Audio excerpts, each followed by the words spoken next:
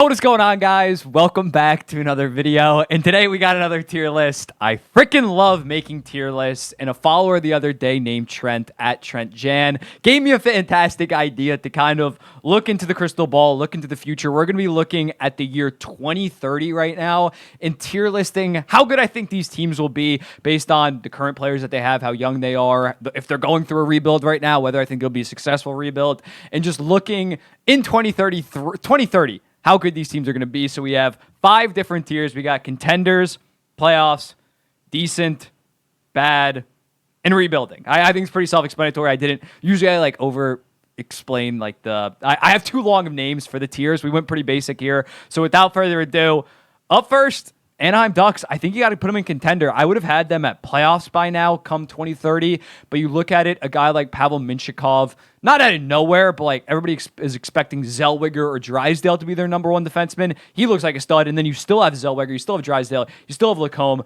Carlson has walked into the NHL, been a stud. McTavish looks like a stud. Zegras is going to be a good NHL player 2030. How old will he be? Like 28. But when looking at that, I think the Anaheim Ducks have the pieces. Dostal looks like he can be a future starting goalie and a good one at that. So I think the Anaheim Ducks have one of the brightest futures, and in 6 years, that should be their like the peak of that core. All their players will be in their mid to late 20s by then.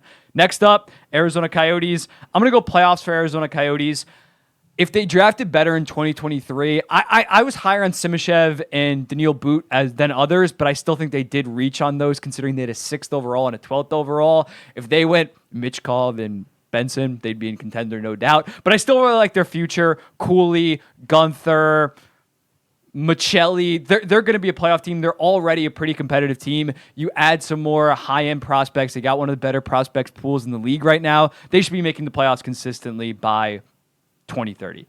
Flames, I'm going to go decent. I think they'll kind of be coming out of their rebuild by then. This year, they're kind of entering a little bit of a retool and rebuild. If they do it right, yes, they would be in the playoffs and contenders, but I think they're going to have to stink kind of for like 2 to 3 years, then start to get out of that. So by 2030, they'll either be in playoffs or decent. Boston Bruins, I'm not going to go rebuilding because they just haven't rebuilded. And by the way, I got a haircut if you can't tell this much in. Yeah, I chopped my hair. But Boston Bruins, I'm going to go. It's pretty weird. That's all like 4 in a row right now. I'm going bad. Yes, they find a way to stay relevant. They find guys like McAvoy and Pasta in the mid to late first rounds that ends up being utter studs. But when looking at the Boston Bruins, they can't be good for like 20 straight years. I understand like 15, the Chara, Bergeron, Krejci into the Pasta McAvoy era, that can work. But right now, their prospect pool is so dry. I think they are going to be a heavily competitive team for the next 3 to 4 years. But by 2030, 7 years, Pasta's going to be what, 35? McAvoy's going to be 33. Like they need to fall off at some point. So I'm putting them in bad. Buffalo Sabres, contenders. I get called out for being anti-Sabres. I'm anti them right now in terms of being like an actual contender, but overall they still have one of the brightest futures in the entire league. Obviously, Power and Dahlin are probably going to be top 10 defensemen in their prime.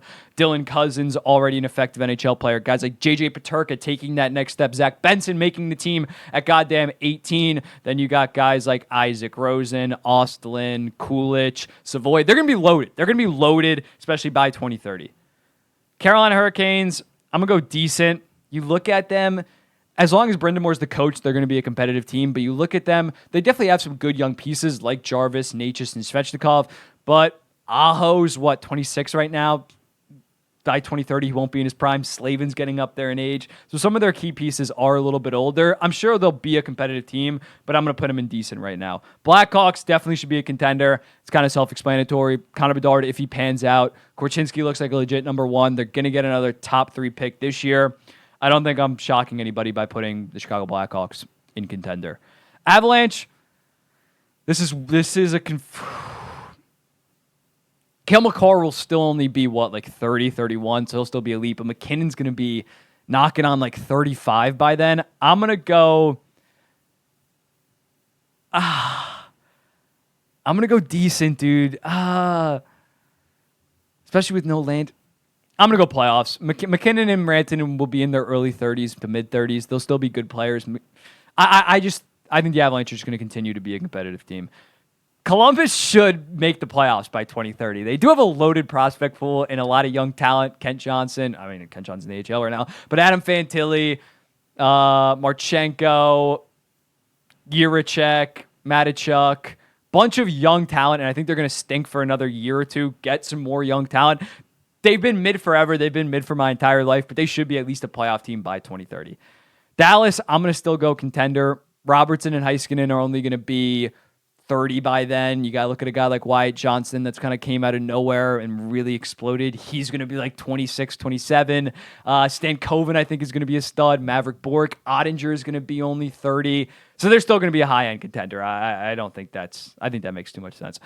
Detroit, playoffs, not fully brought in on the Yzer plan. I think it's going to be a playoff team. Will they be in that next level like a Buffalo, like a Chicago, like an Anaheim? I'm not 100% sure, but they'll be a very good team. It'll be interesting. By 2030, Larkin and DeBrincat will kind of be phasing out. Will those other guys, will Raymond take that next step as a superstar? Sider, we already know, is the number one defenseman, but the guys like Nate Danielson, Axel Sandin, Palika, will they take that next step? It's going to be interesting to see. Oilers, I'll put them in decent. If they still have McDavid and Draisaitl, even though they'll be in their mid-30s, I think they're going to be a good team. They'll still be elite, probably top 10 players in the entire league, even at like 35. So if they're still on the team, probably playoffs. If they're not, bad or rebuilding. But that's kind of just like solely dependent on two players, if you get what I mean. Florida Panthers, bad. Their core right now is all between the ages of 25 and 29. Guys like Ekblad, Montour, Barkov, Kachuk, Bennett, Reinhardt. It's like solely a 25 to 29-year-old core. So you give me 6-7 years on that when those guys are in their early to mid 30s, they're going to be in this weird situation where they're probably phasing out of that generation and maybe starting to go through a rebuild. So I'm going to go bad. LA Kings, I'm going to go bad as well.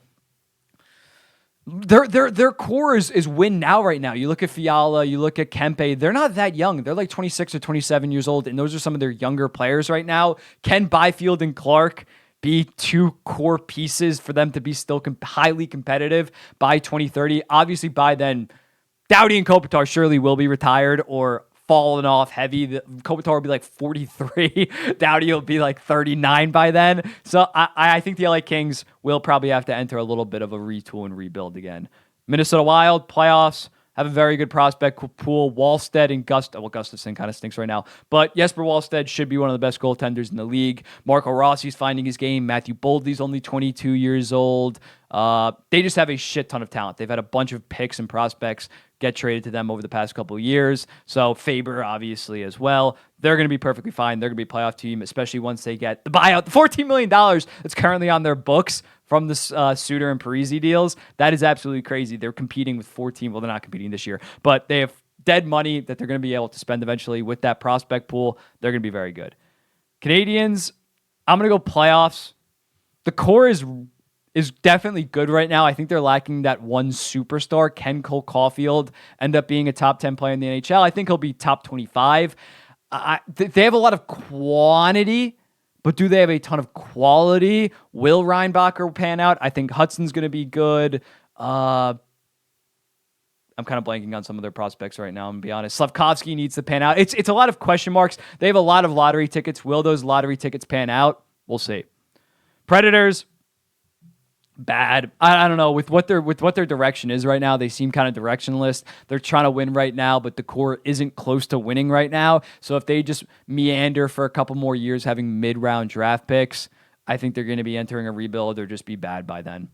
Devils still contending. You got Jack Hughes at only 22. Heischer's 24. Luke Hughes has obviously been amazing in his rookie year. Simone Nemec is a stud. They're still going to be a contender. Seamus Casey was a second-round pick in 2022, and he looks fantastic. My Islanders rebuild by 2030. Some of their long-term contracts will finally run out, but they'll still have guys like Matt Barzal, Mayfield, Engvall, I think, still under contract. They're in the final year of their contract. Their core is solely around 25 to 32 right now, similarly to the Florida Panthers, but if not even older. They're going to have to enter a rebuild by 2030. I don't think that's breaking news to anybody. Rangers, I'm going to go decent. As long as they have Adam Fox, they're going to be a competitor. Adam Fox and Igor Shesterkin will still be elite players. Panarin will be like 38, so he's probably going to either be out of the league or washed up. Mika's going to be 36 or 37. Kreider's going to be old. Will Lafreniere and Kakko take a step to lead that next generation of the Rangers? I'm not so sure on right now, so I have them in decent.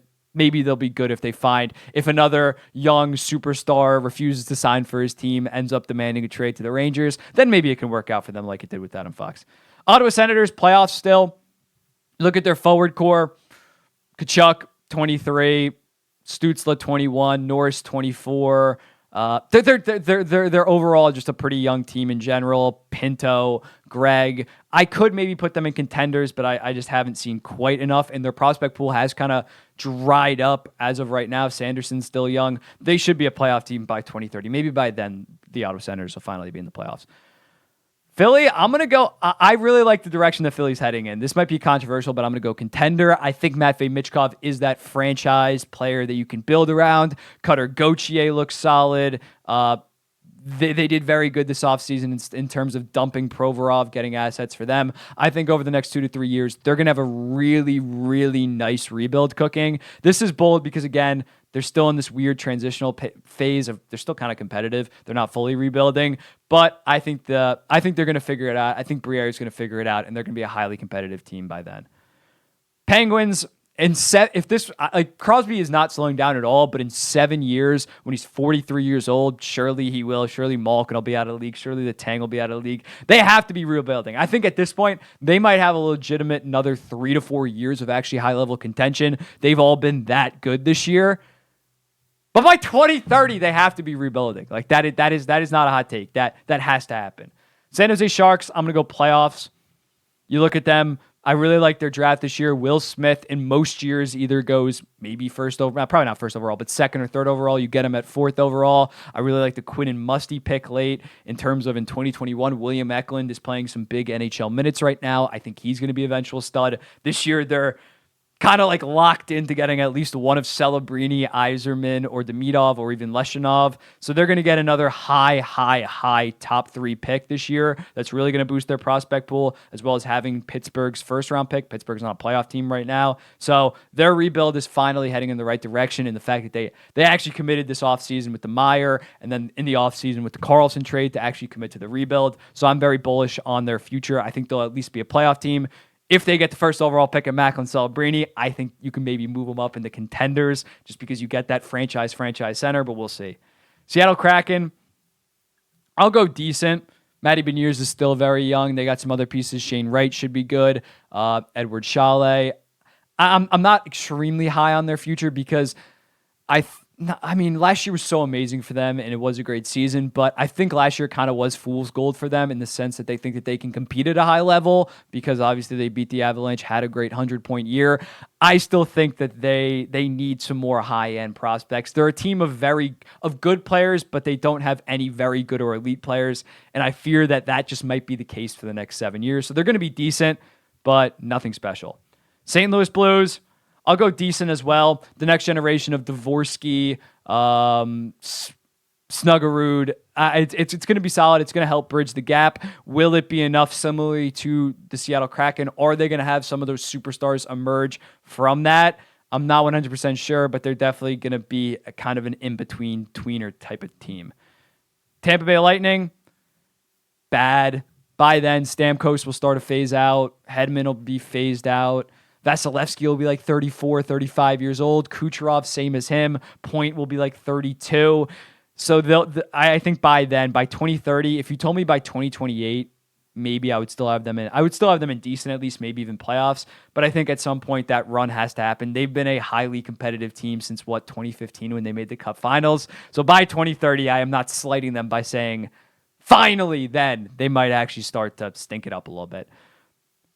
Toronto Maple Leafs, I'll go playoffs as long as Matthews, Marner, and Nylander are under contract. Matthews will be 30, Matthews will be 31, Marner will be 32, Nylander will be 33. They'll still all be elite players. You have that big three, assuming Nylander is not just a contract year. You're going to be a playoff team. You're going to be a highly competitive team, and for that, I'm going to keep the Maple Leafs in playoffs. Canucks, I'll I'll go playoffs as well. There's so many playoff teams right now. I have too many teams in playoffs. I'll go decent. I'll go decent right now. I'll go decent for the Vancouver Canucks.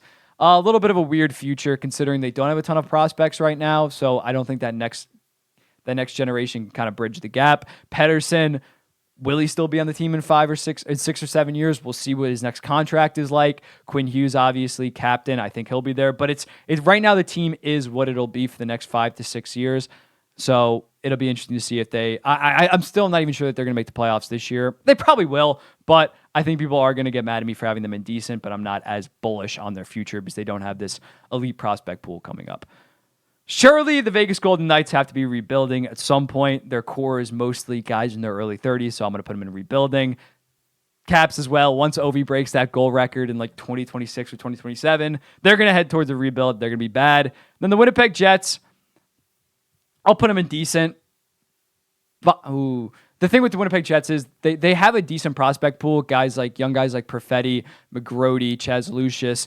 But by 2030, those Scheifele and Hellbuck deals will be pretty bad. But Kyle Connor should still be a very good player. Ehlers, same thing. Morrissey, same thing. So I think they'll be a pretty decent team. But this is the full thing. We got Tampa here, then obviously Rangers, Seattle, St. Louis, Winnipeg. But let me know in the comments. What do you think about this? What do you think about this tier list? The 2030 tier list. This is based on how good I think they'll be. Let me know in the comments. What do you think? And I'll be seeing you in the next one.